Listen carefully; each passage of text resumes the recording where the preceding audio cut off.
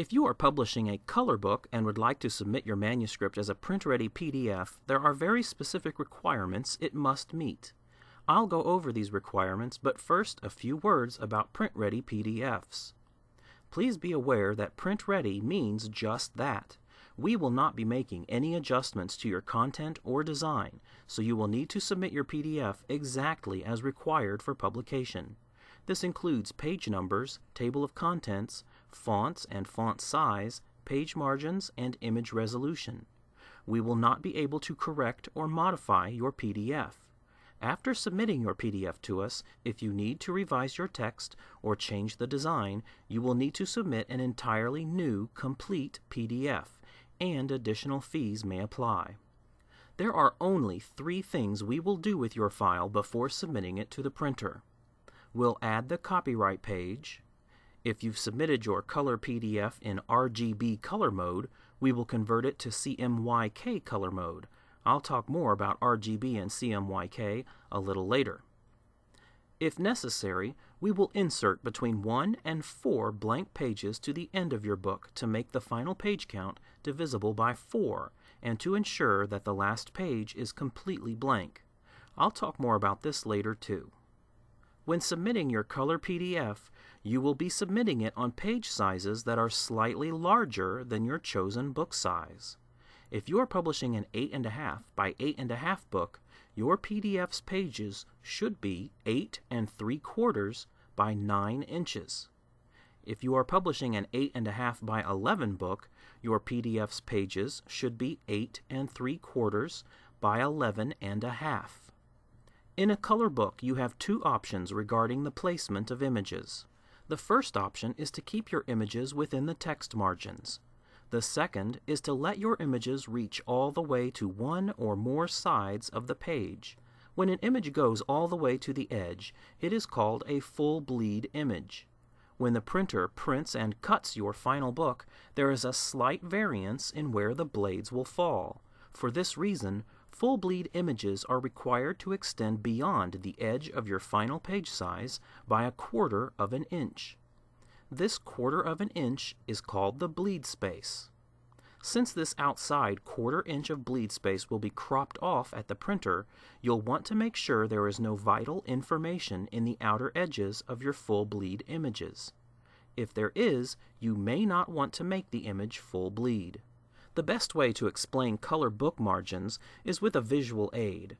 For purposes of this demonstration, I'm going to use an 8.5 by 8.5 book, but the principles also apply to an 8.5 by 11 book. Here you see 2 pages, left and right hand facing, from an 8.5 by 8.5 book. Let's zoom in on one of the pages and take a closer look at the margins. First of all, since this is a PDF for an 8.5 by 8.5 book, the PDF pages are actually 8 3/4 by 9 inches. These dimensions allow for a 1/4 inch of bleed space at the top, bottom, and outside edge of the page. Bleed space is not required on the inside edge. Around the outside of the 8 3/4 by 9 inch page, you'll see a couple of guidelines I've created.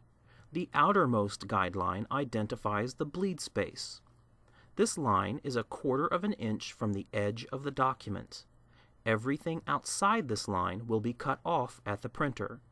For this reason, you may hear this line referred to as the cut line. You need to include a 1/4 inch of bleed space in your document, even if your manuscript does not contain any full bleed images. The second guideline is the text margin. All text needs to be contained inside this line. The text margin is located 3/4 of an inch from the edge of the PDF and 1/2 inch from the cut line. If an image is not full bleed, it needs to be contained within the text margins. Images that fall between the text margin and the cut line may cause your PDF to be rejected. There is one more requirement related to margins that you need to be aware of. The inside edge of the page, where the left and right hand pages meet, is called the gutter. The gutter is treated differently depending on how your final book will be bound. So let's quickly review the page count and book binding options. If your final book's page count is between 4 and 24, it will have saddle stitch binding, where the page spreads are folded in the middle and attached to the cover fold by staples. If the final page count is over 48 pages, it will be perfect bound, where the pages are glued to the inside spine of the cover. If your final page count is between 24 and 48, your book can be bound either way.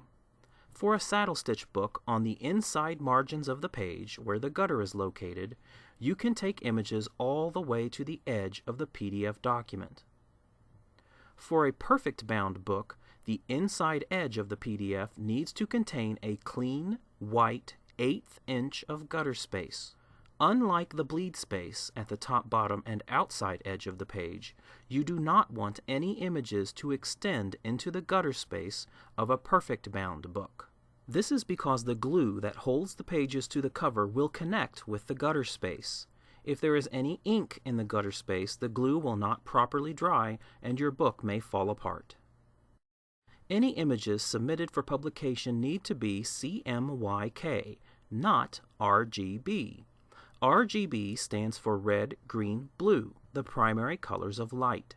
CMYK stands for cyan, magenta, yellow, black, the primary colors of pigment. RGB images cannot be printed because they involve emitted light to achieve their tone, hue, and brightness.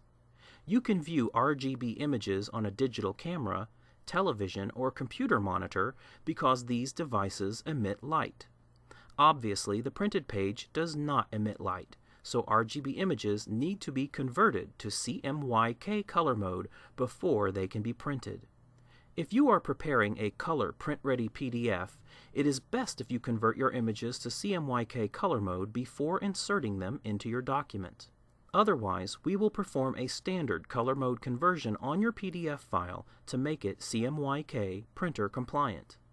CMYK images usually don't look very different from RGB ones, but bright colors or colors that approximate a neon effect will probably look more subdued after the conversion. Finally, you need legal permission to reproduce your images. If the images are not your own, written permission will need to be included with your submission. Examples of copyrighted images that will require written permission include photographs or illustrations from books, magazines, or newspapers, most images from the internet, any and all forms of clip art, and portraits taken by a professional photographer or a photography studio, even if you paid for the photograph to be taken.